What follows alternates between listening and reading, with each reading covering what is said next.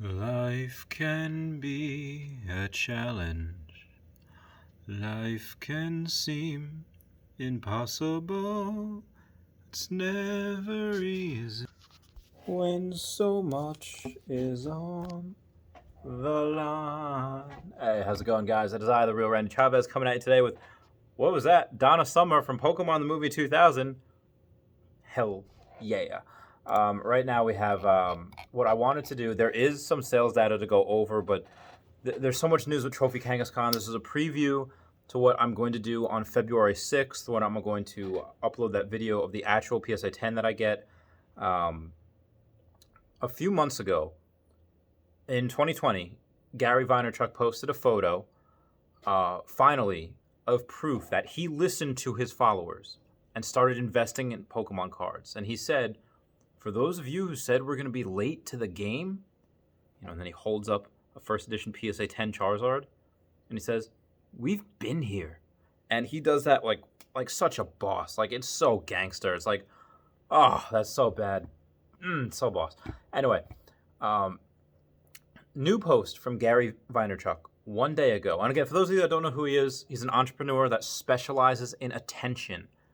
And he's worth about $350 million. Is he a billionaire? No, but again, he's just a normal dude, works his butt off, and he knows where things are going. He knows attention, a good product when he sees it. Anyway, he held up a first edition Charizard, PSA 9, this time, and he writes, there are very few things one can invest in that will outperform what's in my hand. This is a PSA 9, but the PSA 10 of this card will be assets that explode in value over the next 24 months. This is end quote. This is opposite of what Gary King Pokemon said. And again, when I argued a couple weeks ago saying when Gary from King Pokemon, Gary from Pawn Stars is wrong, Gary Vaynerchuk agrees with me. So I'm continuing. It goes on to say, quote, Charizard First Edition base set PSA 10 or PSA 9 are incredible investments. The market is hot, but just starting, and the fractional aspect, meaning buying shares, of collectibles will be a huge impact on the super premium, especially this modern day art that I'm holding. It will be fun to look back on this in 1, 3, and 5 years. End quote. Just breaking that down for what Gary Vaynerchuk has said is saying that few things can outperform. He would much rather buy that than a house, for a couple $100,000, because it'll grow a lot quicker. And when he says the market is hot, which it is, but it just starting, meaning that Pokemon's a very young hobby. Most people that are investing in it or collecting in it, they're very young people, 20s and 30s, which again, you don't hit peak income and expendable income until your 40s. And he's saying fractional aspect of buying shares. Rally for and again, I had this idea on E4 early last year, maybe even late in 2019, saying like, oh, we should come up with something saying like, pull all our money together and buy shares of this card. People were not ready for it, but Rally did it. It's a company. They've got a Trophy Kangaskhan. And I'll get more into that in a minute. But basically the stuff that Rally does, we can't afford this whole thing, but we could buy shares of this thing. Done. Easy. That is the next big thing where if, a couple of people want, Charizard First Edition PSA 10, but they don't have, $300,000-$400,000 for it, but, there's 10 of them. We could all do, 30, 40 grand. And they'll do that. This is something that will happen in the future. Now, back on December 3rd, I read you guys a story. And it was something that I kind of just wrote, just looking up some stuff. I'll do it again, just because, for dramatic effect and for what I have planned towards the end of this video. Nintendo was founded in 1889, in Kyoto, Japan, by Fusajiro Yamachi. It was originally a hand-painted playing card company. Nintendo, at that time, was not into games. No, video games did not exist. But in January of 1990, 100 years after the founding of Nintendo, Satoshi Tajiri first conceives of Pokemon inspired by his childhood hobby of insect collecting. In February of 96, Pokemon the trading card game is launched, and in April of 1997, the Pokemon anime is released.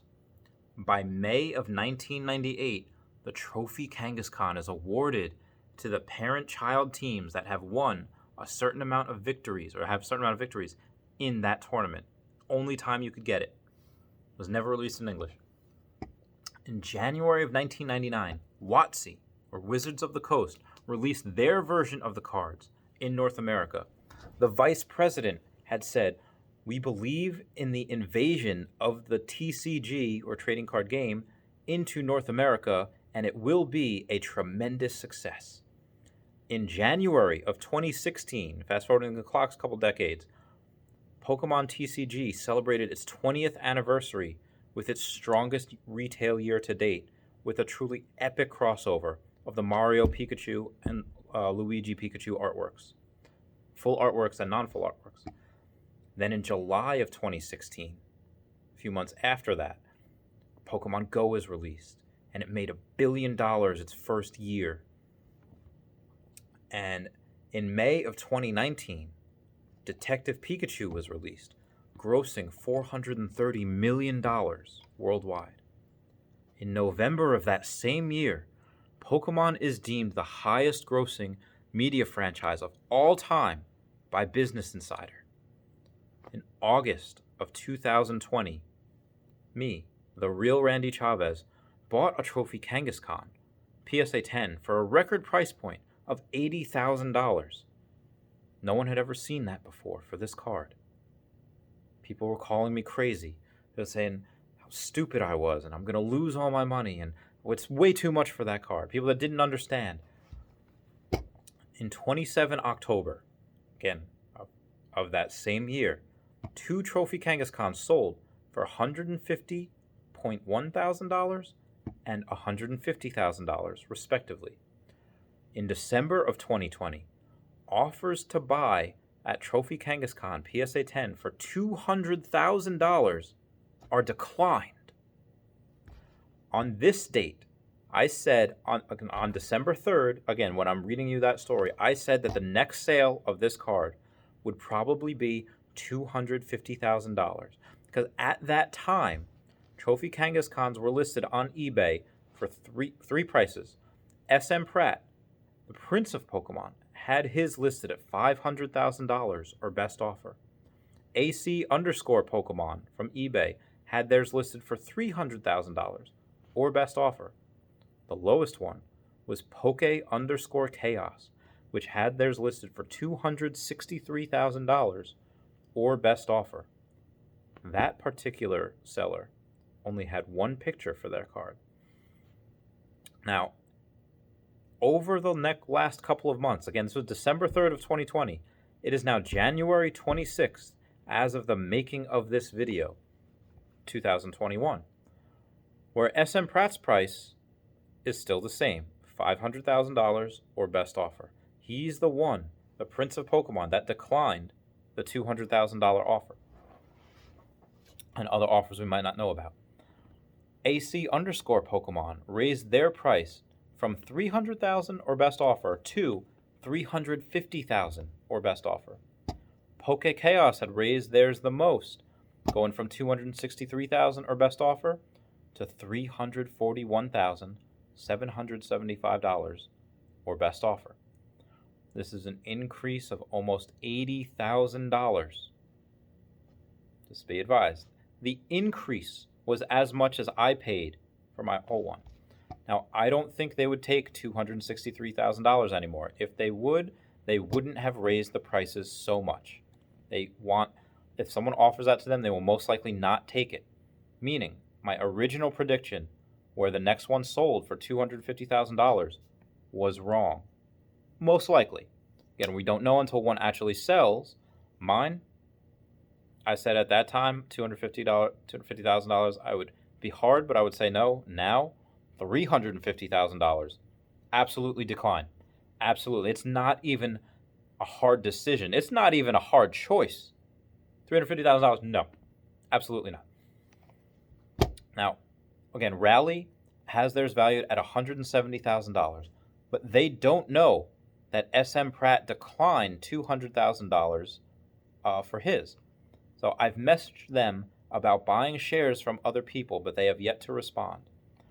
Gary Vaynerchuk, the reason why I made this video, he hasn't mentioned trophy cards either because he doesn't know about them or because he thinks they're undervalued or he thinks they're overvalued or properly valued and he just doesn't want to invest.